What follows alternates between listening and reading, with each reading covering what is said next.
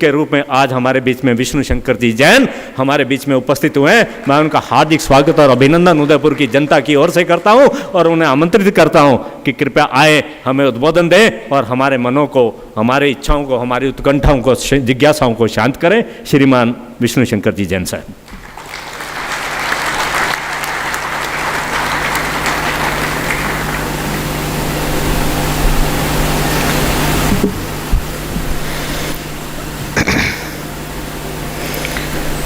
धर्म संस्थापना के देवता भगवान श्री कृष्ण के चरणों में मेरा नमन।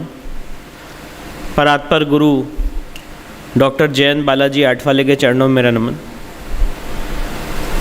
राष्ट्र मंथन के सारे ऑर्गेनाइजर्स, मंचासीन उपस्थित सारे महानुभाव, मेरे समक्ष बैठे मेरे सीनियर्स, मेरे भाई, मेरे बहन, आप सबको दिल की गहराइयों से मेरा प्रणाम। और मैं सबसे पहले राष्ट्र मंथन का दिल की गहराइयों से शुक्रिया अदा करना चाहता हूँ, उनका धन्यवाद ज्ञापन करना चाहता हूँ कि उन्होंने मुझ जैसे युवा अधिवक्ता को ये जो मान सम्मान प्यार से नवाजा है, इसके लिए मुझे लगता है शायद मैं उपयुक्त व्यक्ति नहीं था। और यहाँ पे आने से पहले मैंने अपने पिताजी से पूछा, क्योंकि जनरली हम लोग सुप्रीम कोर्ट में प्रैक्टिस करते हैं, हमारा एक रूटीन रहता है कि कोर्ट में अपनी बात रखी और उसके बाद आगे की तैयारी की। तो मैंने अपने पिताजी से पूछा कि ये ऐसा आग्रह आया है इनका और मुझे लगता नहीं है कि मैं इसके लिए उपयुक्त हूँ और आप ज़्यादा बेटर रहेंगे। तो उन्होंने यही कहा कि अब मेरी एज हो गई है, 68 ईयर्स का मैं हो गया हूँ, 69 ईयर्स का, उतना ट्रैवल नहीं कर सकता हूँ, तो तुम राष्ट्र मंथन के कार्यक्रम में ये जाना ज़रूर और ये समझ के बोलना कि जैसे आपसे मेरे पिताजी बात कर रहे हैं।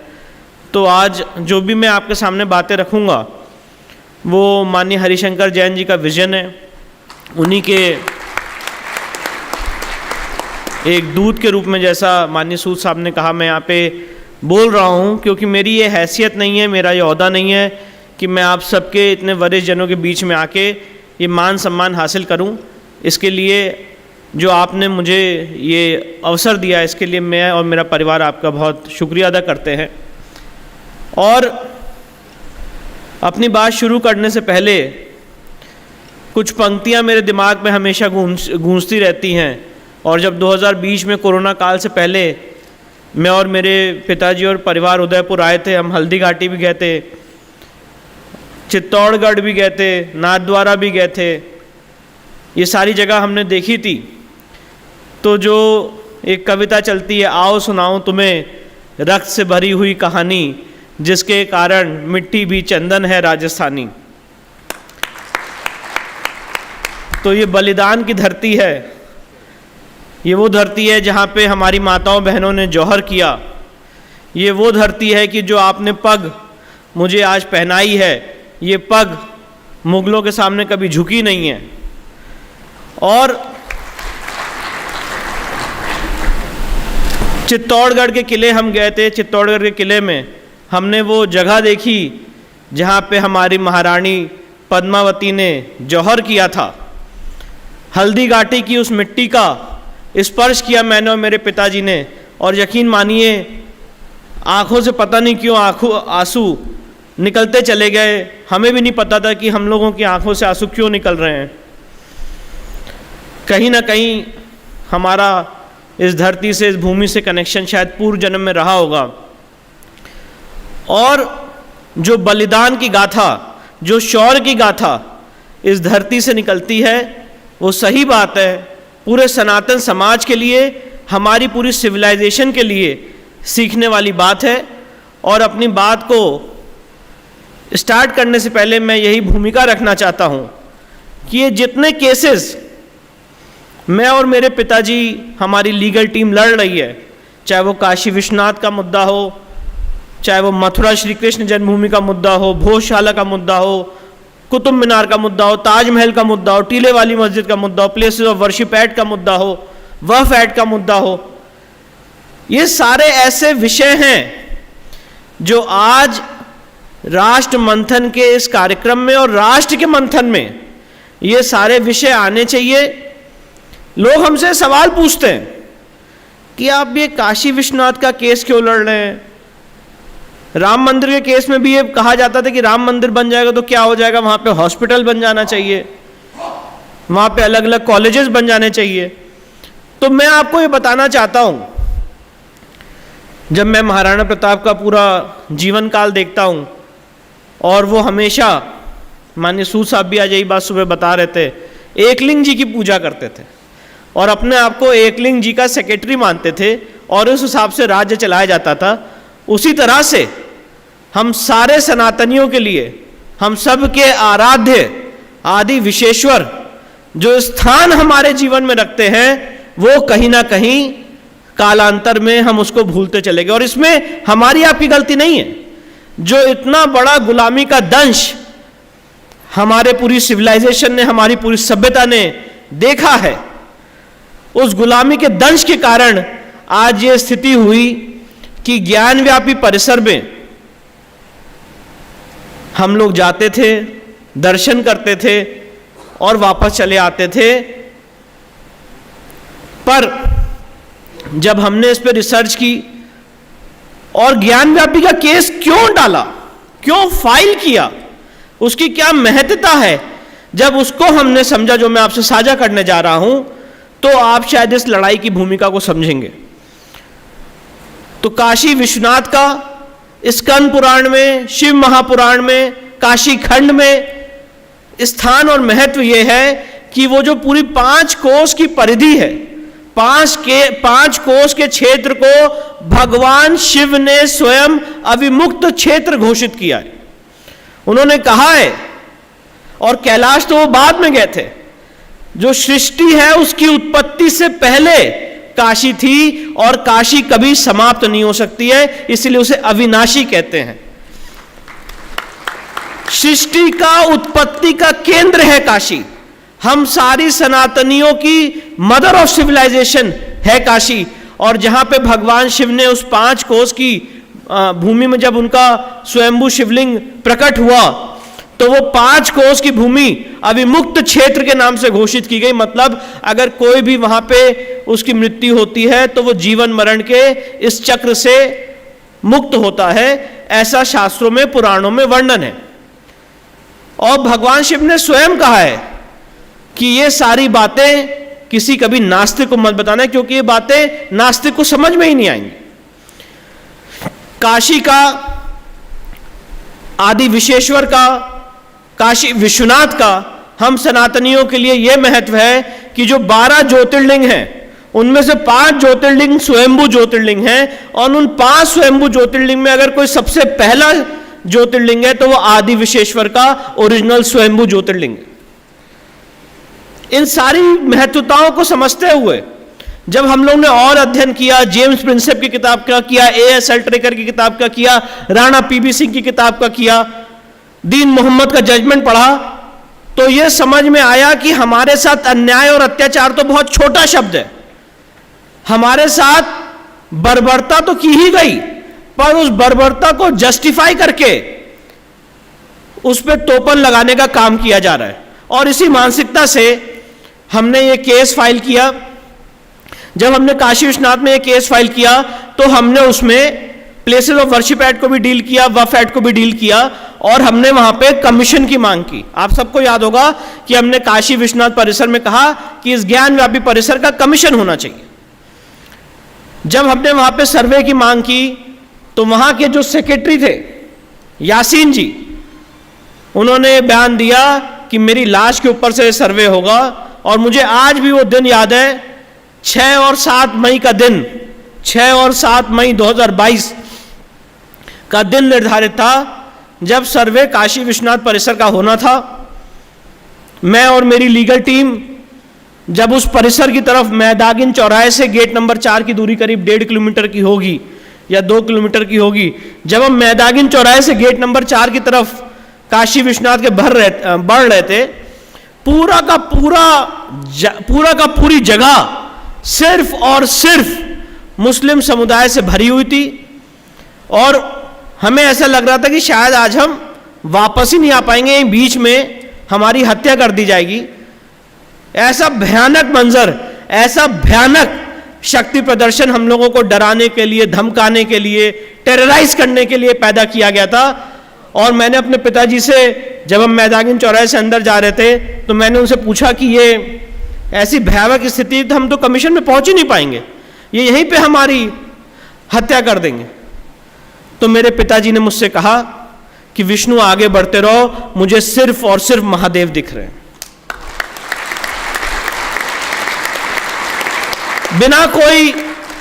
बिना कोई हथियार के, बिना कोई औजार के, बिना कोई शस्त्र के, सिर्फ और सिर्फ आत्मबल के आधार पे एक 69 इयर्स के बुजुर्ग और भी लोग काशी विश्वनाथ परिसर के अंदर उन्होंने 6 और 7 मई का कमीशन किया।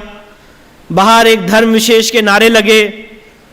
उसके बाद हमने जब कमीशन किया तो बाहर का, जैसे ही आउटर एरिया का कमीशन किया तो पूरी खलबली मच गई और ये बोला गया कि एडवोकेट कमिश्नर अजय कुमार मिश्रा साहब बायस्ड है। अच्छा, आप देखिए, फोटोग्राफी भी हो रही है पूरी कमीशन की प्रोसीडिंग्स की, हर एक चीज रिकॉर्ड की जा रही है। जो वो बोल रहे हैं वो रिकॉर्ड किया जा रहा है, लिखा जा रहा है, जो हम बोल रहे हैं वो लिखा जा रहा है, और मस्जिद के बाहरी एरिया का सिर्फ कमीशन हो रहा है। इसमें बायसनेस की कोई बात ही नहीं आती है। पर क्योंकि कमीशन की कार्रवाई को अवरोधित करना था, बाधित करना था, एडवोकेट कमीशन के ऊपर आपने आरोप मढ़ दिया। और उसका कारण यह हुआ, 6 और 7 मई के कमीशन के बाद कमीशन पूरा नहीं हो पाया, हम अंदर नहीं जा पाए। 6 और 7 मई को हमने सिर्फ ज्ञानव्यापी मस्जिद, जो तथाकथित ज्ञानव्यापी मस्जिद कहते हैं, उसके आउटर एरिया का बाहर का सर्वे किया और इन्होंने आरोप लगा दिया कि ये कमीशन जो है नहीं हो सकता है, ये कमिश्नर साहब बायस्ड हैं। 8 तारीख को आपको पता होगा एक बयान आया कि ज्ञानव्यापी का केस कुछ पक्षकार विड्रॉ कर रहे हैं। उसके बाद बयान आया और न्यूज आई कि विष्णु शंकर जैन, हरिशंकर जैन को इस केस से हटा दिया गया है।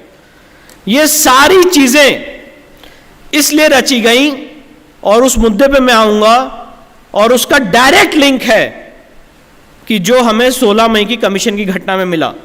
बहरहाल 8 मई को बयान दिया गया कि हम केस विड्रॉ कर लेंगे। उसके बाद 12 मई को, जैसे यहां पे हमारे सामने जज साहब बैठे हैं, काशी विश्वनाथ में, वाराणसी परिसर में एक ऐसे शेरे दिल, ऐसे जाबाज जज honourable mister justice Ravi Kumar Divakar साहब की कोर्ट थी। उन्होंने कहा कि चाहे ताला तोड़ के, चाहे ताला खोल के, जैसे भी हो, ये कमीशन की प्रोसीडिंग पूरी होगी। और मेरा ऑर्डर बहुत क्लियर है, मैंने स्पष्ट रूप से कहा है कि मैंने ऑर्डर ज्ञानव्यापी मस्जिद के अंदर कमीशन करने का किया है। अगर कोई भी उसको रोकता है, अवरोध पैदा करता है, तो उसके खिलाफ सख्त से सख्त कार्रवाई की जाए और आप उस परिसर के अंदर जाइए। इसके बाद 3 दिन फिक्स किए गए कमीशन की कार्रवाई के, 14, 15 और 16 मई। मुझे एक एक चीज एक फिल्म की तरह याद है। 14 मई को हमने कमीशन किया उस परिसर में, जिसमें भारी मात्रा में हिंदू सभ्यता के, हिंदू मंदिर के चिन्ह मिले। ये तथाकथित जो ज्ञानव्यापी मस्जिद है, ये हिंदू मंदिर के खम्भों के ऊपर खड़ी हुई है।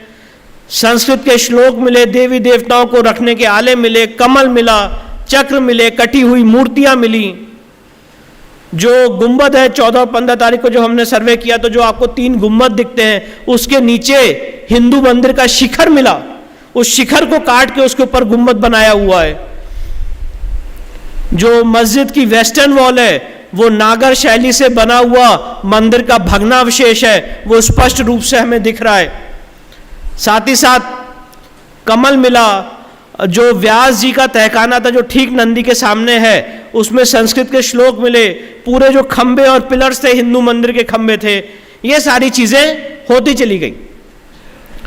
और जब 15 मई को कमीशन एंड होने वाला था, तो हम मस्जिद के फर्स्ट फ्लोर पे थे, और फर्स्ट फ्लोर पे सामने एक वजू पॉन्ड बना हुआ है। एक वजू पॉन्ड बना हुआ है, तो वजू पॉन्ड के अंदर मुझे दूर से, मैं आपको सैतुक वही वर्णन कर रहा हूं जो वहां पे हुआ। उस वजू पॉन्ड में बीचों बीच मुझे एक दीवार दिखी, गोल सी। तो मैंने कमीशन महोदय से कहा कि मैं यहां पे भी कमीशन करना चाहता हूं। और जैसे कोई चोर की अगर चोरी पकड़ ली जाती है तो वो छटपटाता है, तो वहाँ जो मस्जिद के केयरटेकर थे एजाज भाई, उन्होंने कहा यहाँ तो कुछ नहीं हो सकता है, यहाँ तो बहुत सारी मछलियाँ हैं, मर जाएंगी। और इन ऑब्जेक्शंस के साथ 15 तारीख का कमीशन रोक दिया गया। उसके बाद मैंने एडवोकेट कमिश्नर महोदय से रिक्वेस्ट की कि आपके पास एक अतिरिक्त दिन अभी भी है जो 16 मई का है, और 16 मई के दिन आप इस कमीशन, ये जो वजू पॉन्ड है, इसका हम कमीशन करना चाहते हैं। आप प्रशासन से रिक्वेस्ट करिए कि वहाँ पे पानी कम किया जाए, अगर मछलियाँ मर जाएंगी तो ऑक्सीजन की व्यवस्था की जाए। और प्रशासन ने सारी रिक्वेस्ट मानी। वहाँ पे 16 मई को बुद्ध पूर्णिमा का दिन था, सोमवार का दिन था। मुझे आज भी वो दिन याद है। मुझे लगता है इस देश की लीगल हिस्ट्री में, काशी विश्वनाथ की हिस्ट्री में, हम सारे सनातनियों के लिए बहुत महत्वपूर्ण दिन है। और जब हमने 16 मई को वहाँ पे कमीशन किया, पानी वहाँ पे हटाया गया, कम किया गया, करीब 2 फीट पानी कम किया गया, क्योंकि वो 3 फीट का वजू टैंक है। जब पानी कम किया गया और जब हम सीढ़ी लगा के बीचों बीच उस वजू टैंक के पहुँचे, तो यकीन मानिए मैं और मेरी लीगल टीम कुछ समय के लिए भूल गई कि हम लोग वकील हैं, और अपने देवता को, अपने आराध्य को देख के चीख उठे, चिल्ला उठे, नमः पार्वती पते हर हर महादेव।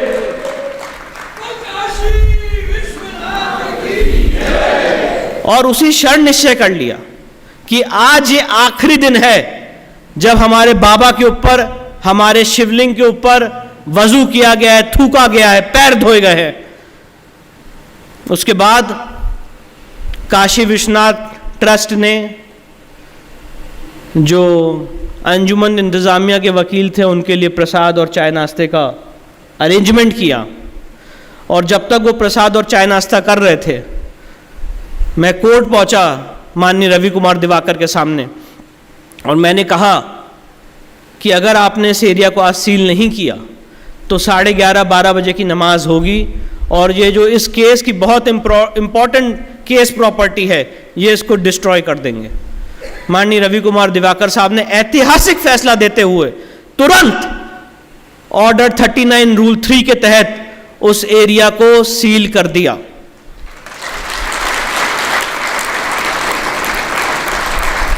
और जब तक इनका चाय नाश्ता खत्म हुआ, वो एरिया सील हो चुका था। इसके बाद मेरे पिताजी को, उनको अस्थमा की तकलीफ थी, ज्ञान व्यापी परिसर में अंदर वो तहखानों में घुस गए थे, तो और उनको दिक्कत बढ़ गई, उनको हॉस्पिटलाइज होना पड़ा। और हमें लॉ में पढ़ाया जाता है माननीय जज साहब कि अगर कोई सिविल जज सीनियर डिवीज़न का ऑर्डर हो तो उसको आप चुनौती देंगे डिस्ट्रिक्ट कोर्ट में, फिर अगर डिस्ट्रिक्ट कोर्ट से आपको रिलीफ नहीं मिलती है तो आप उसको हाई कोर्ट में चुनौती देंगे, फिर आपको रिलीफ नहीं मिलती है तो आप सुप्रीम कोर्ट जाएंगे। पर ये हमारे लिए कानून है, ये उनके लिए कानून नहीं है। उन्होंने सिविल जज सीनियर डिवीजन माननीय रवि कुमार दिवाकर साहब के इस सीलिंग ऑर्डर को सीधे सुप्रीम कोर्ट में चुनौती दी, और सुप्रीम कोर्ट ने इमीडिएट हमें नोटिस जारी किया। 19 मई को मैंने सुप्रीम कोर्ट में रिक्वेस्ट की कि मेरे पिताजी अभी बस रिकवर हो रहे हैं तो हमें 1 दिन की मोहलत और दीजिए। 20 मई को हम सुप्रीम कोर्ट के सामने पेश हुए, हमने अपना पक्ष रखा। और मैं ये सारी बातें इसलिए नहीं बता रहा हूँ, इन सारी बातों में मैं का भाव नहीं है, इन सारी बातों में ये बताने का भाव है कि जब सनातन जाग जाता है, जब सनातन एकजुट हो जाता है तो किस तरह से काम होता है। आपने जो 2014 में करिश्मा किया था, यूपी वासियों ने जो 2019 में करिश्मा किया था, उस करिश्मे का कमाल देखिए। सुप्रीम कोर्ट में अंजुमन इंतजामिया ने ये जिद की कि जो वजू एरिया है हमें उसी जगह वजू करने की अनुमति दी जाए। और सुप्रीम कोर्ट में जो केंद्र सरकार के वकील है माननीय तुषार मेहता साहब, इस समय सॉलिसिटर जनरल ऑफ इंडिया हैं, वो यूपी सरकार की तरफ से पेश हो रहे थे। उन्होंने स्पष्ट रूप से सुप्रीम कोर्ट के पटल पे कहा कि अगर उस शिवलिंग को किसी ने टच भी कर लिया तो लॉ एंड ऑर्डर की समस्या हो जाएगी। उसके बाद सुप्रीम कोर्ट ने उस सीलिंग के ऑर्डर को बरकरार रखा, और आज की लीगल स्टेटस ये है, आज की लीगल पोजीशन ये है कि जहां पे हमें शिवलिंग 16 मई को मिला है वो एरिया सील्ड है। और जो लोग उस शिवलिंग को फाउंटेन मानते हैं, मैंने उनको खुली चुनौती दी है और अंजुमन इंतजामिया को भी चुनौती दी है कि आके हिम्मत हो तो सिर्फ फाउंटेन बोले ना। मैंने कोर्ट में दरखास्त लगाई है कि उसकी एएसआई जांच की जाए, बिना शिवलिंग को डैमेज किए जांच की जाए, जैसा साइंटिफिकली पॉसिबल है, और उसका विरोध सिर्फ और सिर्फ अंजुमन इंतजामिया ने किया है। तो अगर उनकी लड़ाई में सच्चाई है, उनकी लड़ाई में तथ्य है कि यह फाउंटेन है और औरंगजेब ने यहां पे फाउंटेन बनाया था, तो उनको ओपन खुला आमंत्रण है कि आके कहें कि यह फाउंटेन है और उसको प्रूफ करें। मैं तो कोर्ट में गया हुआ हूं, डिस्ट्रिक्ट कोर्ट में, हाई कोर्ट में, हम बराबर ये लड़ाई लड़ रहे हैं कि ये शिवलिंग का लेंथ और ब्रेथ नापा जाए, इसका अर्घा हमें दिखाया जाए, इसकी क्या हाइट है ये हमें बताई जाए, ये कितना पुराना है ये हमें बताया जाए, जिसके लिए इसी 25 तारीख को माननीय इलाहाबाद हाई कोर्ट में सुनवाई है। पर मैं आपको ये सारी घटनाएं इसलिए बताना चाहता हूं कि ज्ञानव्यापी परिसर में उस शिवलिंग पे जो वजू होता रहा, वो वजू होने की मानसिकता क्या थी और षड्यंत्र किस तरह से रचा जाता है। अभी रिसेंटली सुप्रीम कोर्ट में आज से 2-3 दिन पहले, इसी फ्राइडे को जब मैं आपके पास आया हूं, तो सुप्रीम कोर्ट में सुनवाई हुई और अंजुमन इंतजामिया ने सुप्रीम कोर्ट में एप्लीकेशन लगाई, वो ज़्यादा मीडिया के कोर्स उसमें आई नहीं, पब्लिक डोमेन में, कि हमें वहाँ पे वजू के साथ साथ हमारा वहाँ पे 2 टॉयलेट थे, वो टॉयलेट सील हो गए हैं, तो वहाँ पे बहुत सारे नमाजी जाते हैं नमाज अदा करने, तो वहाँ पे टॉयलेट की व्यवस्था की जाए। आप यकीन मानिए, गेट नंबर 4 से अगर कोई ज्ञानव्यापी परिसर जिसने देखा हो, गेट नंबर 4 और गेट नंबर 1, जब से माननीय प्रधानमंत्री जी ने वहाँ पे कॉरिडोर बनाया है, ये पूरा का पूरा मस्जिद परिसर आज की डेट में मंदिर परिसर के अंदर आ गया है। ये बहुत बड़ा काम हुआ है। और उस मस्जिद के सामने देवी देवताओं का स्थान है, मस्जिद के पीछे माँ श्रृंगार गौरी का स्थान है, मस्जिद के राइट साइड में हमारा अहिल्याबाई का बनाया हुआ मंदिर है। और उन्होंने जिद की कि वहीं पे उनको टॉयलेट करने की व्यवस्था बनाई जाए।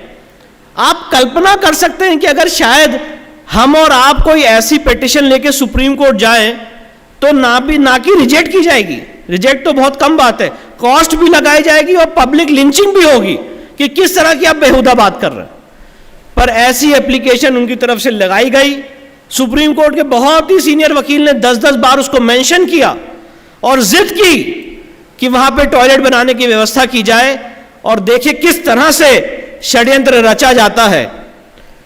इसी फ्राइडे से पहले वेडनेसडे को उनकी डीएम साहब से मीटिंग हुई और पता नहीं उन्होंने क्या समझाया हम लोगों की गैर मौजूदगी में कि एक शायद ऐसा निर्णय टेंटेटिव होने को चल गया कि भाई इनको अंदर टॉयलेट दे दिया जाए। उनका इंटेंशन टॉयलेट का नहीं है, उनका इंटेंशन उस एरिया में law and order situation create करने का है।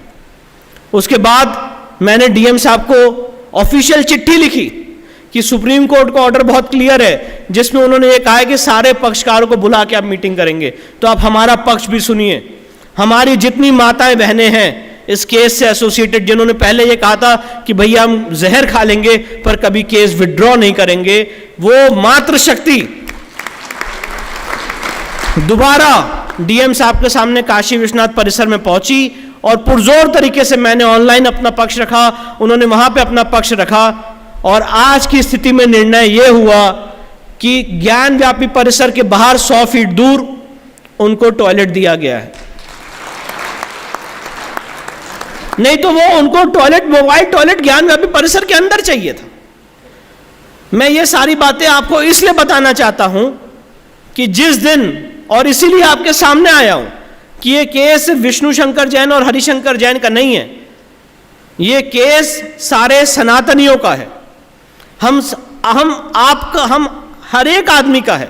और ये हमारा दायित्व है कि जो हमारे बाबा का मूल स्थान है उसको हम मुक्त कराएं। और मैं आपके सामने एक बात इस धरती से और बोल के जा रहा हूं, ये जो हमें शिवलिंग मिला है इसकी तो जांच होगी और ये शिवलिंग, मुझे ऐसा पूरा पूर्ण विश्वास है ये शिवलिंग निकलेगा साइंटिफिक माध्यम से भी। वहाँ पे जब सेंट्रल डोम के नीचे जब वहाँ पे एएसआई का जीपीएस और जीपीआर सर्वे पहुँचेगा तो वहां पे एक शिवलिंग 100 फीट का आदि विश्वेश्वर का और निकलेगा।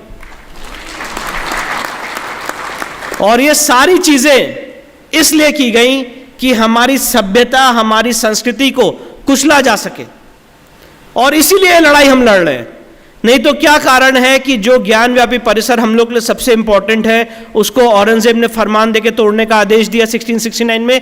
क्या कारण है कि जो मथुरा की श्री कृष्ण जन्मभूमि है उसको तोड़ने का फरमान दिया गया और कहा गया कि जितनी बड़ी और छोटी मूर्तियां हैं आके आगरा की जयनारा मस्जिद की सीढ़ियों के नीचे दबा दो कि जब वो नमाज पढ़ने जाए तो उसको कुचलते हुए जाए। क्या कारण है कि भोजशाला में जो माँ वाग देवी का, सरस्वती जी का मंदिर का मूल स्थान है, जिसकी आज भी ओरिजिनल मूर्ति ब्रिटिश के म्यूजियम में रखी हुई है ब्रिटेन में, वहां पे जब वो फ्राइडे को नमाज पढ़ने जाते हैं तो यज्ञशाला में थूकते हैं, संस्कृत की ऋचाएं मिटाते हैं। क्या कारण है आगरा में आज भी 27 कमरे खोले नहीं गए? क्या कारण है कि कुतुब मीनार में 27 जैन मंदिर और हिंदू मंदिर को तोड़ के उसके मलबे से आपने वहां पे कुव्वतुल इस्लाम मस्जिद बना दी? ये सारी बातें सिर्फ और सिर्फ इसलिए की गई हैं कि एक सभ्यता को, एक संस्कृति को, एक बुद्ध परस को, एक मूर्ति पूजक को यह बताया जा सके कि तुम्हारा बिलीफ हमारे बिलीफ से नीचा है, इस देश में इस्लाम आ चुका है। पर मैं आपके माध्यम से कहना चाहता हूं कि चाहे तुम हमें दीवालों पे चुन दो, चाहे गरम तवे पे हमें झोंक दो, चाहे हमारी माताओं बहनों के साथ जितना अत्याचार कर लो, चाहे हमें दीवालों पे चुनवा दो, चाहे हमारे साथ जो भी बर्बरता कर लो, सनातन दोबारा उठेगा और 800 साल बाद भी, 900 साल बाद भी एक एक सनातन का बच्चा बोलेगा और अपने न्याय के लिए, अपने हक के लिए वो लड़ाई लड़ेगा। और इसी क्रम में ये सारी लड़ाई हम लोग लड़ रहे हैं और उसका पर्पस ही यही है कि अपनी सभ्यता के जो मूल केंद्र है, हमारी आस्था के जो मूल केंद्र हैं, उसको हम वापस रेस्टोर करके आप लोग के समक्ष दे दें।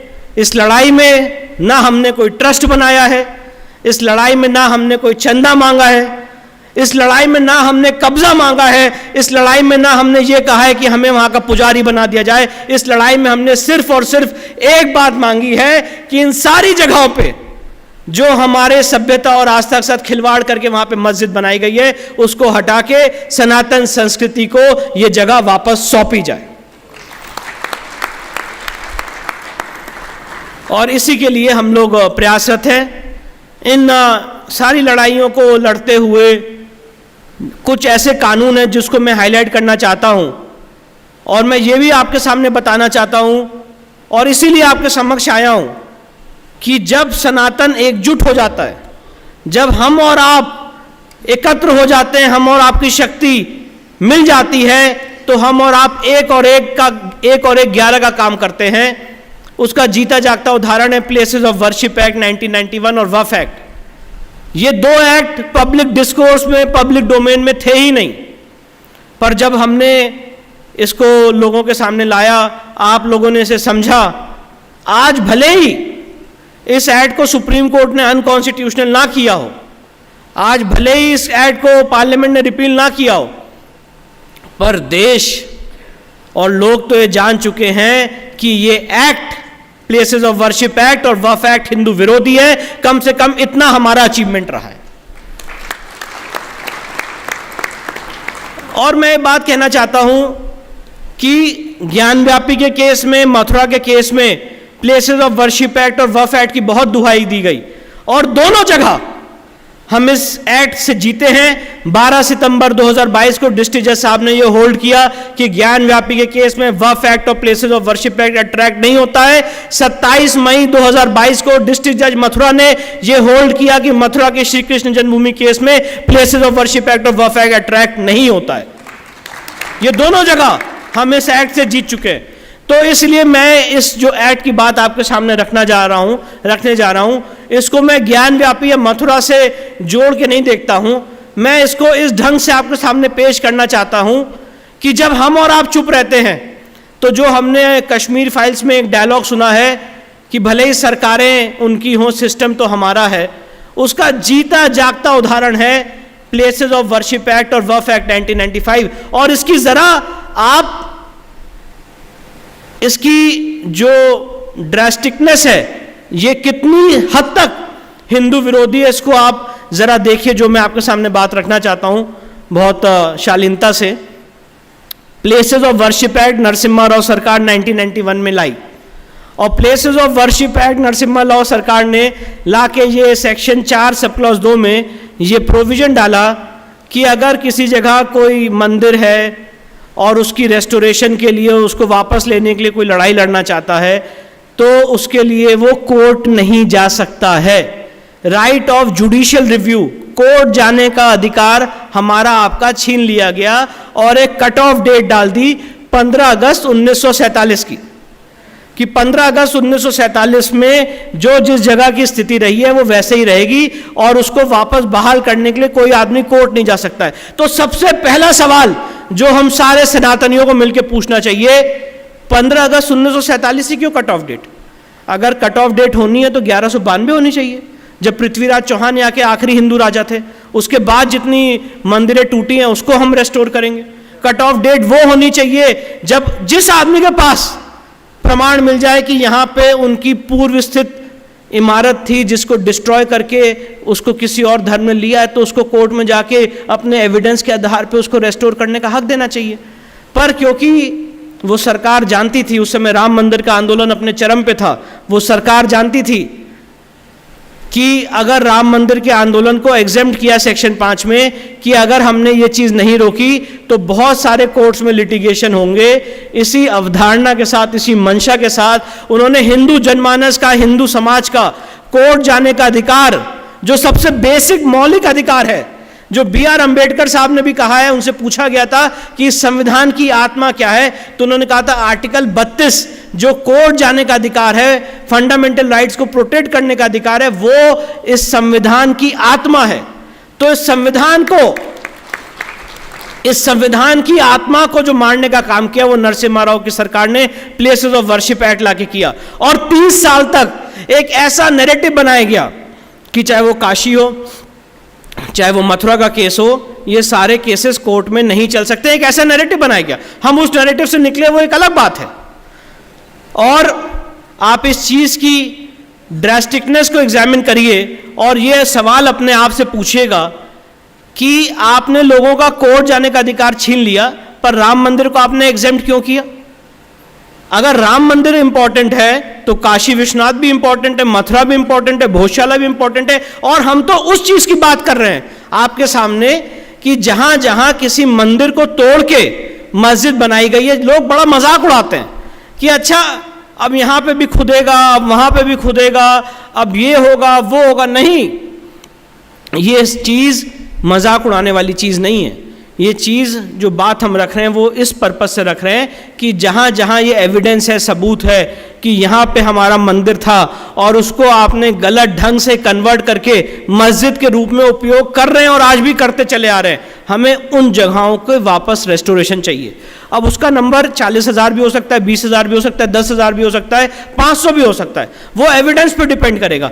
पर कम से कम आप एक पूरी सभ्यता को ये हक तो देंगे कि वो कोर्ट जाके अपनी एविडेंस लीड कर सके।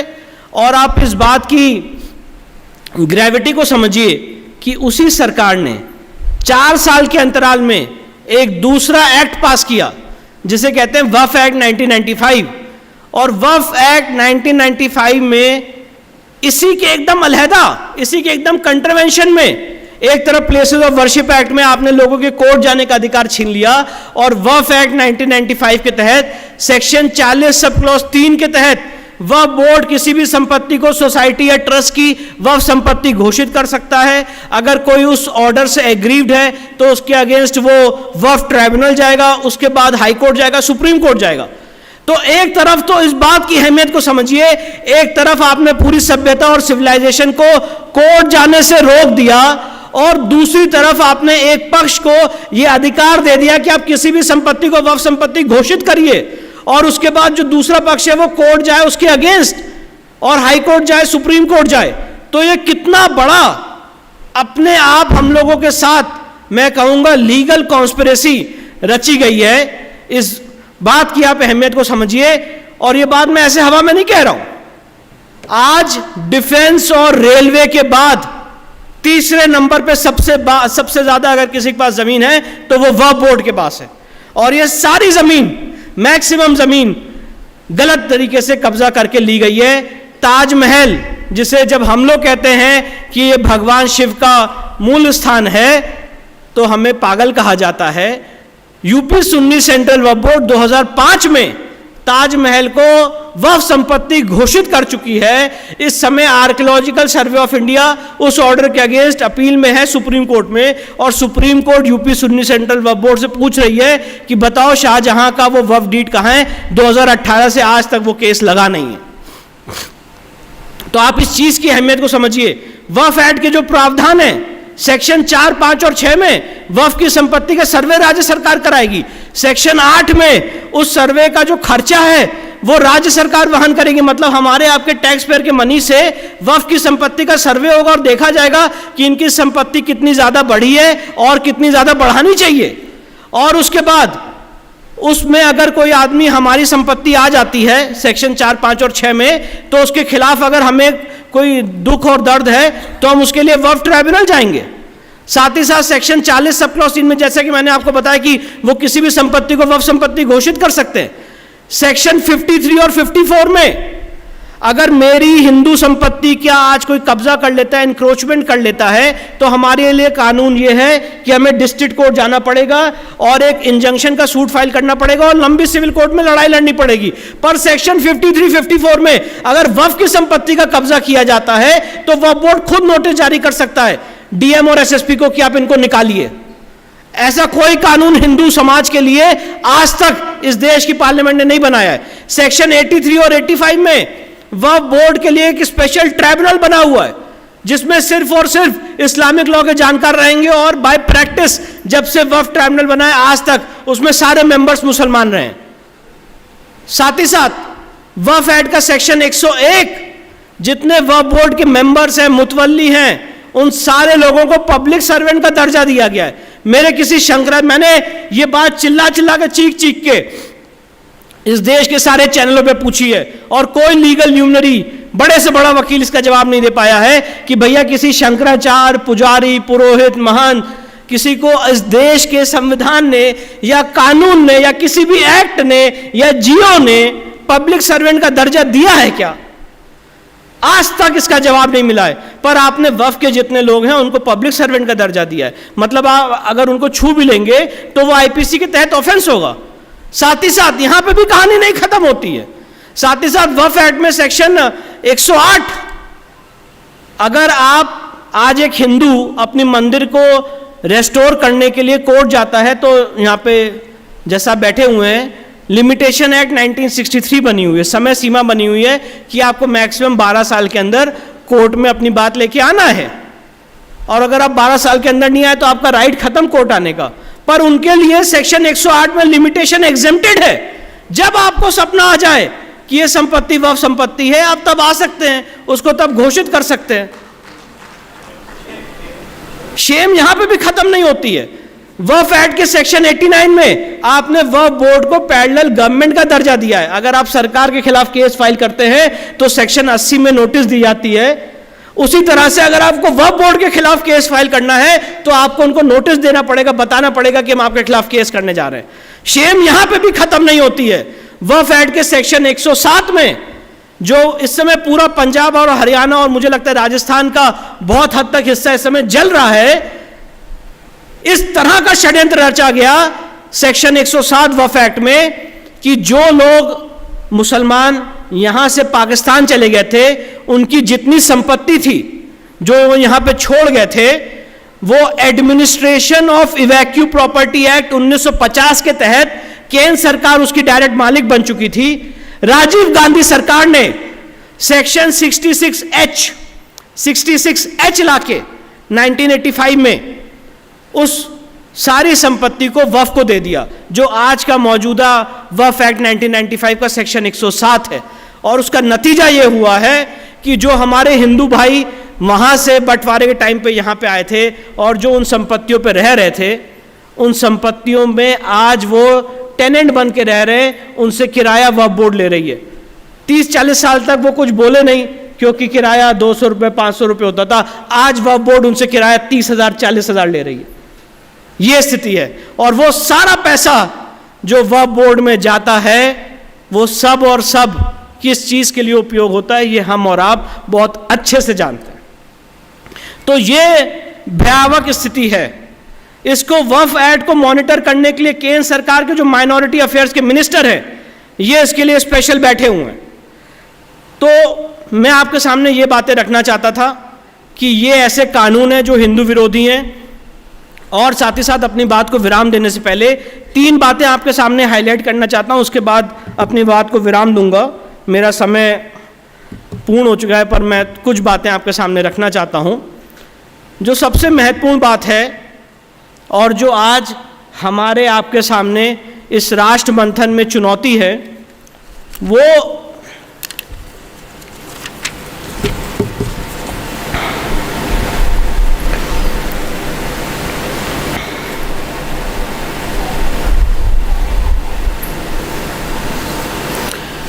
आज हमारे आपके सामने जो इस समय सबसे बड़ी चुनौती है, वो है वक्फ एक्ट 1995। और जो प्रावधान मैंने आपको बताए हैं, मेरे हिसाब से वो प्रावधान ख़त्म होने चाहिए। और मैंने तो बहुत सिंपल सा सल्यूशन दिया है। मैंने वो सल्यूशन दिया है जिससे सांप भी मर जाएगा और लाठी भी नहीं टूटेगी। सल्यूशन इतना सा है, वक्फ एक्ट 1995 में एक छोटा सा अमेंडमेंट करना है। और अमेंडमेंट क्या होना है कि वक्फ एक्ट 1995 हिंदुओं पे अप्लाई नहीं होगा। आप आपस में अपना जो करना है करो, हमारे पे अप्लाई नहीं होगा। इतना सा अमेंडमेंट लाना है। इसमें कोई मुस्लिम पक्ष का आदमी भी विरोध नहीं कर सकता है। आप अपनी प्रॉपर्टी को मैनेज करने के लिए जो करना है करो, पर जहां नॉन मुस्लिम की प्रॉपर्टी आएगी वहां पे वक्फ एक्ट अप्लाई नहीं होगा। ये सारी गलती वहां से अराइज हुई है जहां पे आपने वक्फ एक्ट हम लोगों के ऊपर थोप दिया। तो ये एक मैंने आपके सामने समस्या रखी और उसका समाधान रखा। जो प्लेसेस ऑफ वर्शिप एक्ट है, 2 स्थितियां बन सकती है। या तो प्लेसेस ऑफ वर्शिप एक्ट 1991 पूर्णतः समाप्त किया जाए, वो हमारे लिए सबसे आइडियल सिचुएशन है कि places of worship act repeal कर दिया जाए। अच्छा, मैं एक बात पूछना चाहता हूं, अगर आज प्लेसेस ऑफ वर्शिप एक्ट को रिपील कर दिया जाएगा तो क्या होगा? भाई, जिस आदमी के पास एविडेंस होगा वो अपनी बात लेके एविडेंस के आधार पे कोर्ट जाएगा और कोर्ट निर्णय लेगा। अगर उसकी एविडेंस में दम होगा, उसकी आर्कियोलॉजिकल सर्वे ऑफ इंडिया में, कमीशन की कार्रवाई में, हिस्टोरिकल एविडेंस में दम होगा और वो ये प्रूव कर पाएगा कि इस जगह जहां वो क्लेम कर रहा है उसका मंदिर एस्टैब्लिश्ड है, तो वो कोर्ट से जीतेगा। नहीं कर पाएगा तो नहीं जीतेगा। और अगर ये भी नहीं किसी को गवारा गुजरता है कि इस समाज को, इस सिविलाइजेशन को इतना दे सकें, तो मैं तो कहता हूं सिर्फ और सिर्फ इतना सा काम कर दें, उससे भी हमारा बहुत बड़ा काम हो जाएगा। प्लेसेस ऑफ वर्शिप एक्ट 1991 में एक छोटा सा अमेंडमेंट कर दें। और मुझे लगता है जो बहुत बड़े बड़े बैरिस्टर हैं इस देश के, जो हैदराबाद में बैठ के बड़े बड़े भाषण देते हैं, शायद वो भी इसका विरोध नहीं कर पाएंगे। अमेंडमेंट क्या कर दें प्लेसेस ऑफ वर्शिप एक्ट 1991 में कि प्लेसेस ऑफ वर्शिप एक्ट 1991 वहां अप्लाई नहीं होगा जहां पे किसी एक प्री एग्जिस्टिंग स्ट्रक्चर को तोड़ के वहां पे एक दूसरा स्ट्रक्चर खड़ा किया गया। हमारी लड़ाई सिर्फ और सिर्फ उन मंदिरों की है जहां पे मंदिर पहले से था, जिसमें किसी ने घुस के उसको कब्जा कर लिया और आज मस्जिद के रूप में यूज कर रहा है। मैं ये बात आपके सामने इसलिए रख रहा हूं कि आज जब हम और आप यहां से निकलेंगे तो बहुत सारे लोग अलग अलग बातें पूछते हैं कि भाई कितने मंदिर वापस लेंगे, आपकी लिस्ट कितनी है, 40,000 की है, 50,000 की है।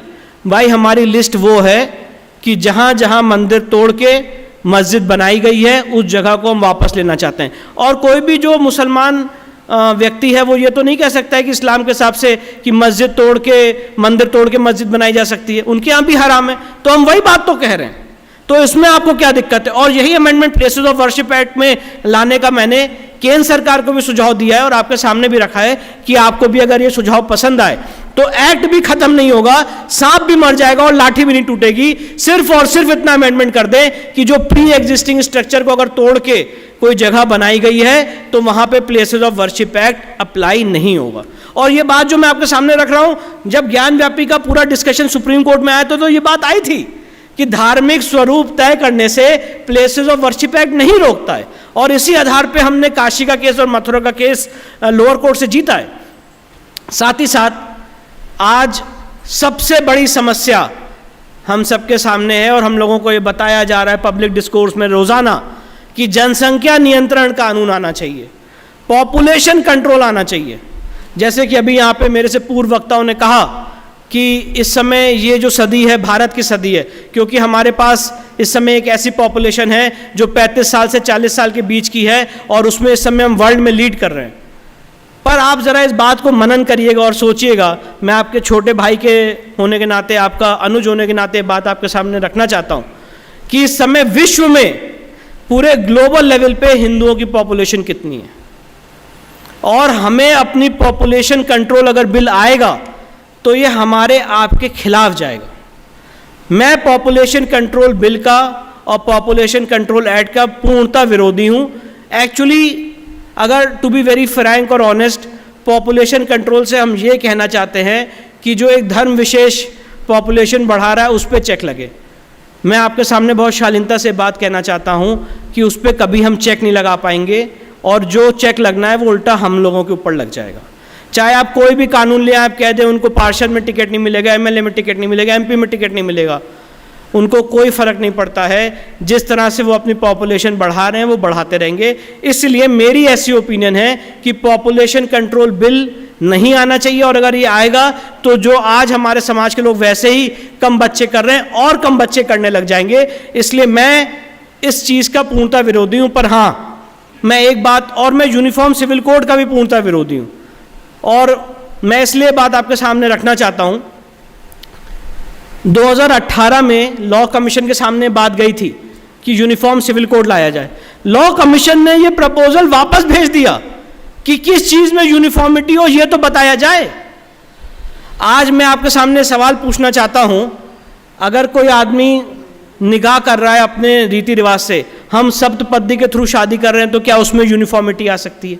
आज जो हमारा सक्सेशन लॉ है, मिताक्षर और दयाभागा लॉ के हिसाब से, उनका इस्लामिक लॉ के हिसाब से, क्या उसमें यूनिफॉर्मिटी आ सकती है? एक ही जवाब हो सकता है, नहीं आ सकती है। तो यूनिफॉर्मिटी का जो मैं एक एरिया देखता हूँ जो एंटी हिंदू है और जो सनातन के विरोध में है और जो इस देश के संविधान के विरोध में है, वो है, हम सब जानते हैं कि आईपीसी जो क्रिमिनल लॉ है वो सबके लिए यूनिफॉर्म होता है। हम लोग बात करते हैं यूनिफॉर्म सिविल कोड की, पर क्रिमिनल लॉ तो सबके लिए यूनिफॉर्म होता है। मतलब अगर किसी एक आदमी ने चोरी की तो उसको सजा मिलेगी बिना इस भेदभाव के कि वो हिंदू है कि मुसलमान है। पर आईपीसी का एक प्रोविजन ऐसा है जो धर्म के आधार पर एग्जेम्पशन देता है, वो है सेक्शन 494। मतलब अगर किसी हिंदू ने एक से ज़्यादा शादी की और उसकी स्पाउस जिंदा है तो आईपीसी के सेक्शन 494 में बाइगेमी के रूप में सज़ा है, पर उसने वहाँ पे धर्म के नाम पे एग्जेम्पशन दे रखा है। तो मैंने सुप्रीम कोर्ट में सेक्शन 494 की कॉन्स्टिट्यूशनल वैलिडिटी को चैलेंज किया है। सुप्रीम कोर्ट के 5 जज की खंडपीठ ने कॉन्स्टिट्यूशन बेंच ने इसमें नोटिस जारी किया है। मुझे लगता है जब सुप्रीम कोर्ट एलजीबीटी की डिबेट से निकल जाएगा तो शायद इस डिबेट को हम मेंशन करेंगे कि आप इसको स्ट्रक डाउन करिए। और सेक्शन 494 आईपीसी का एक ऐसा है जो एक से ज़्यादा शादी की इजाज़त देता है एक धर्म विशेष को, और अगर उसको हम पकड़ लें, उस डिमांड को पकड़ लें, तो वो डिमांड हमारी लीगल है, क्योंकि आईपीसी में सेक्शन 494 अगर है तो वो सबके लिए रहना है। और अगर आप एक शादी पे किसी को रोकते हैं तो ऑब्वियसली पॉपुलेशन कंट्रोल पे कहीं ना कहीं चेक आएगा। तो ये एक मेरा सल्यूशन है जो हम एक तरह से, यही यूनिफॉर्म सिविल कोड का मूल है। अगर कोई भी आदमी यूनिफॉर्म सिविल कोड की बात करता है तो उसका मूल यही है, पॉपुलेशन कंट्रोल, जिसके लिए सेक्शन 494 आईपीसी के वो 3 या 4 शब्द ऐसे हैं जो एग्जेम्पशन देते हैं। अगर सुप्रीम कोर्ट उसको रीड डाउन कर दे, उसको ख़त्म कर दे, तो आज बहुत बड़ी समस्या ख़त्म हो सकती है। और साथ ही साथ जो बाकी एरिया हैं, मैं आपके सामने बहुत स्पष्टता से कहना चाहता हूँ, मेरी पोजीशन बहुत क्लियर है कि मैंने किसी का घर ठीक करने का ठेका नहीं लिया है।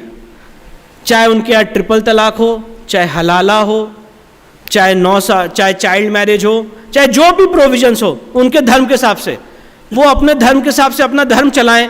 मैंने उनके धर्म को ठीक करने का जिम्मा या ठेका नहीं लिया है।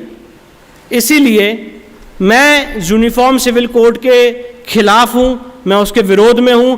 किस चीज में यूनिफॉर्मिटी होगी, आज तक ये भी हमें नहीं बताया गया है। सिर्फ यूनिफॉर्म सिविल कोड पे एक डिबेट और चर्चा चली जा रही है। तो इस ट्रैप में फंसने से पहले सबसे पहले हमें यह समझना होगा कि हम यूनिफॉर्म सिविल कोड में जब बात कर रहे हैं तो एरिया ऑफ यूनिफॉर्मिटी, किस एरिया में बात कर रहे हैं कि कहां पे यूनिफॉर्मिटी हो, पहले यह तो बताया जाए। और उससे हमें क्या लाभ होगा, जब यह बताया जाए तब इस पे कोई पब्लिक ओपिनियन बननी चाहिए। पर प्राइमा फसाई जितना मैंने इस पे शोध किया, रिसर्च किया, वो मैंने आपके सामने रखा। और साथ ही साथ एक बहुत महत्वपूर्ण समस्या मैं आपके सामने रखना चाहता हूं, जो सरदार वल्लभ भाई पटेल ने संविधान सभा की डिबेट में रखी थी, जो जवाहरलाल नेहरू ने संविधान सभा की डिबेट में बोली थी।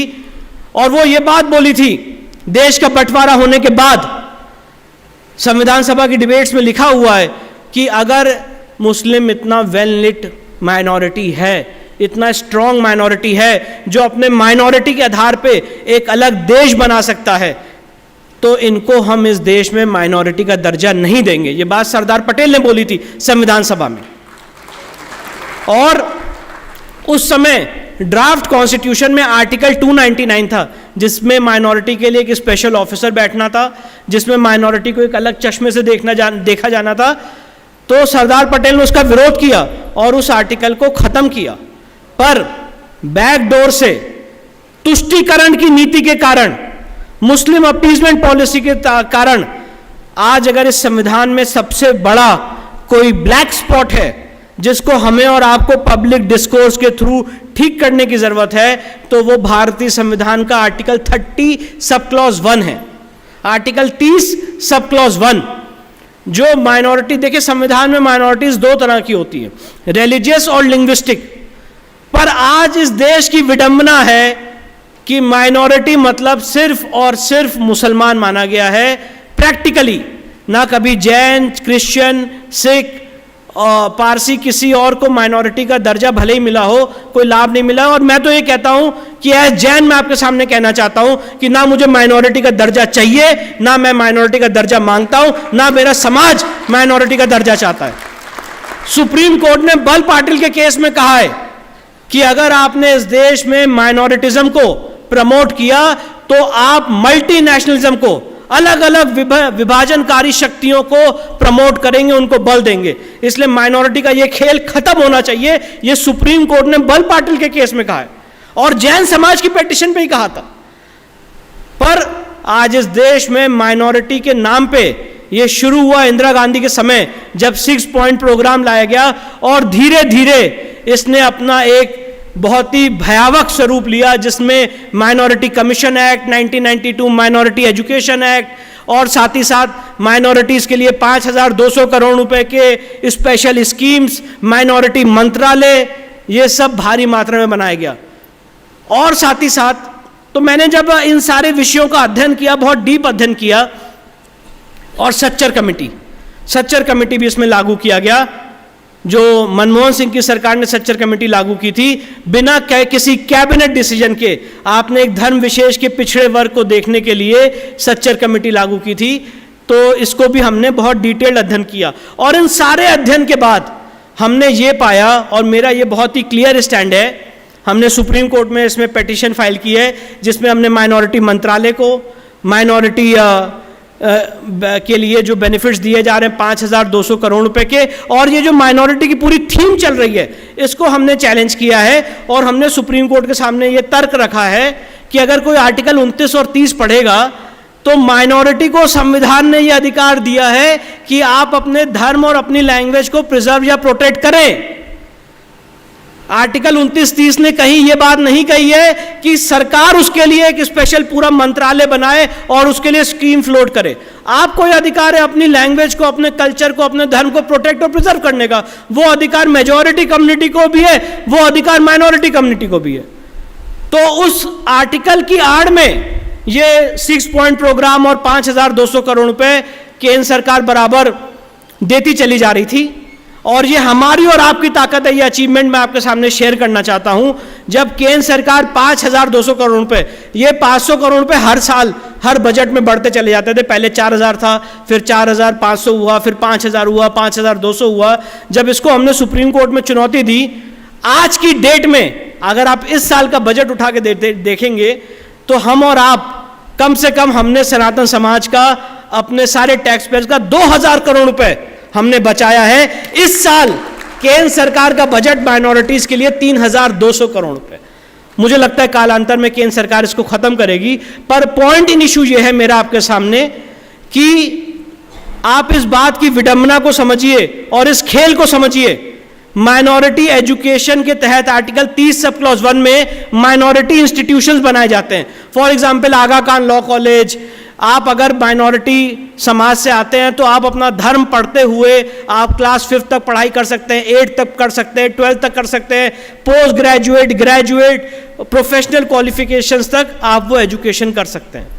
ऐसा कोई भी प्रावधान मेजॉरिटी कम और सरकार के अनुदान के साथ आप ये सारा काम कर सकते हैं। बात बहुत इंपॉर्टेंट है, सरकार के अनुदान के साथ आप ये सारा काम कर सकते हैं। और वहीं आर्टिकल 28 में ये लिखा हुआ है कि जो भी सरकारी इंस्टीट्यूशंस हैं उसमें धार्मिक शिक्षा नहीं दी जाएगी। तो एक तरफ आपने एक समाज का पूरा अधिकार सरकारी इंस्टीट्यूशंस में जो पढ़ रहे हैं उनको अपने धर्म से अलग करने का छोड़ दिया, और दूसरी तरफ माइनॉरिटी को परिभाषित करते हुए आपने एक धर्म विशेष को फंडिंग की, उनको स्पेशल रिकॉग्निशन दी, उनकी डिग्रीज को आपने रिकॉग्निशन दी, उनको आपने एफिलिएशन दिया और साथ ही साथ उनको फंडिंग दी, एड दी। और आज की स्थिति यह है कि ऐसे भयावह एजुकेशनल इंस्टीट्यूशंस खुल चुके हैं इस देश में जो अपना धर्म पढ़ाते हुए एडवोकेट भी बना रहे हैं, डॉक्टर भी बना रहे हैं, इंजीनियर भी बना रहे हैं। तो इसीलिए आर्टिकल 30 सब क्लॉज 1 खत्म होना चाहिए। जो अधिकार मेजॉरिटी के पास है वही अधिकार माइनॉरिटी के पास होना चाहिए। जैसे पहले प्रधानमंत्री जी ने कहा था कि जब हम रोड बना रहे हैं तो वो रोड पे मुसलमान भी चलेगा, हिंदू भी चलेगा, क्रिश्चियन भी चलेगा, जैन भी चलेगा, पारसी भी चलेगा, तो उनके लिए अलग से कैसे माइनॉरिटी की व्यवस्था हो सकती है। इस मुद्दे को हमने सुप्रीम कोर्ट में चैलेंज किया है। और इस देश में जब सेकुलर है संविधान, जब देश के संविधान में आपने सेकुलर वर्ड ऐड किया है तो आप माइनॉरिटी वर्ड कैसे ऐड कर सकते हैं। ये डिबेट संविधान सभा में भी हुई थी। केटी थॉमस साहब का 3 बार का प्रपोजल था संविधान सभा में सेकुलर वर्ड को ऐड करने का, जिसको रिजेक्ट किया गया था। उसके बाद भी 1976 में 42nd अमेंडमेंट लाके इंदिरा गांधी ने सेकुलर वर्ड को संविधान में ऐड किया। उस सेकुलर वर्ड को ऐड करने के खिलाफ भी हमने सुप्रीम कोर्ट में याचिका की है और हमने कहा है कि यह सेकुलर वर्ड इस देश के संविधान से हटना चाहिए। आपने सेकुलर वर्ड को डिफाइन ही नहीं किया है। भाई मैं तो एक सिंपल सी बात कहना चाहता हूं, वी द संविधान का प्रीएम्बल क्या कहता है? We the people of India having solemnly resolved to constitute India into a sovereign social democratic republic and to secure to all its citizens justice, social, economic and political liberty of thought expression, belief, faith and worship, ऐसे पूरी preamble है। और and में जो date है वो क्या है कि we on this 26th day of November 1949 do hereby adopt, enact and give to ourselves this constitution। तो अगर आप प्रीएम्बल को पढ़ेंगे तो वो एक शपथ थी जो इस देश के लोगों ने 26 नवंबर 1949 को खाई थी। ये कितनी बड़ी विडंबना है और मुझे लगता है पूरे वर्ल्ड के लिए अपने आप में एक उदाहरण होगा कि किसी शपथ को जो 30-40 साल पहले ली गई हो उसको बैक डेट में बदला गया और बोला ओ माय गॉड हम भूल गए, उसमें 2 वर्ड और ऐड कर देते हैं, सेकुलर और सोशलिस्ट। तो जो शपथ ली गई थी 26 नवंबर 1949 को, उसमें आपने सेकुलर और सोशलिस्ट वर्ड आपने ऐड कर दिया और उसको डिफाइन भी नहीं किया। तो मैं ये आपके सामने कहना चाहता हूं कि इस देश का नागरिक कभी भी सेकुलर नहीं हो सकता है। जब आपने आर्टिकल 25 में अपने धर्म का अधिकार दे दिया, अपने धर्म को प्रोपोगेट करने का अधिकार दे दिया, मैं एक हिंदू, मैं ये मानता हूं कि मेरा जो धर्म है वो सुप्रीम है। आज एक मुस्लिम समाज का आदमी वो मानेगा उसका धर्म सुप्रीम है, क्रिश्चियन समाज का आदमी मानेगा उसका धर्म सुप्रीम है। तो हम सेकुलर कैसे हो सकते हैं? सेकुलर सिर्फ और सिर्फ सरकारें होती हैं कि गवर्नमेंट अपने एडमिनिस्ट्रेशन में धर्म के आधार पर भेदभाव नहीं करेगी। पर एक ऐसा सेकुलरिज्म का ताना बाना हमें पढ़ाया गया कि आज मैं जब सुप्रीम कोर्ट में बहुत से लोगों से मिलता हूं तो लोग कहते हैं हम तो सेकुलर। तो मैं यही बात आपके माध्यम से कहना चाहता हूं कि लोग कभी सेकुलर नहीं होते। सेकुलर अगर होती है तो सरकारें होती हैं, और इसीलिए ये गलत ढंग से प्रीएम्बल में सेकुलर और सोशलिस्ट वर्ड ऐड किया गया है। इन सारी चीज़ों की हम लड़ाई लड़ रहे हैं। आपने मुझे बहुत धैर्यता से सुना, हो सकता है थोड़ी बातें मैंने आपको बोर किया, उसके लिए मुझे क्षमा करिएगा। पर अपनी बात को विराम देने से पहले सिर्फ इतना ही कहना चाहता हूं कि मैं आपके बीच सिर्फ इसलिए आया हूं कि हम ऐसा मानते हैं कि हमारा देश एक ऐसे मुकाम पे है जहां पे अगर सनातन समाज के लोग एकजुट नहीं हुए तो बहुत भयावह स्थिति होगी। हमें और आपको सुप्रीम कोर्ट से या किसी कोर्ट से अगर हमारी लड़ाई सच्चाई की है तो डरने की ज़रूरत नहीं है। नूपुर शर्मा का एक ऐसा उदाहरण है, और साथ ही साथ जो हमारे उड़ीसा में जो जगन्नाथ यात्रा होती है एक ऐसा उदाहरण है जहाँ पे हमने देखा कि अगर सनातन समाज एकजुट हो गया है तो सुप्रीम कोर्ट ने भी अपनी ओपिनियन को बदला है। जब सुप्रीम कोर्ट ने जगन्नाथ रथ यात्रा को रोक दिया था, जब हम सब लोग एकजुट हुए और एक ओपिनियन बनी तो उस ऑर्डर को उनको विड्रॉ करना पड़ा। नूपुर शर्मा के केस में भी उनको सारे केसेस को क्लब करना पड़ा, ट्रांसफ़र करना पड़ा। तो इसी तरह से ये एक ऐसे मैसेज हैं कि अगर हम और आप एकजुट हो गए, कलेक्टिव हो गए, यूनाइटेड हो गए तो बहुत बड़ा चेंज हम अपने समाज के ला सकते हैं। इन्हीं बातों के साथ अपनी वाणी को विराम देते हैं।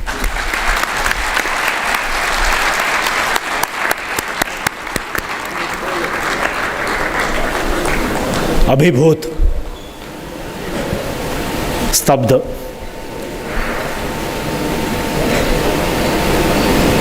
स्टैंडिंग ओवेशन तो बनता है।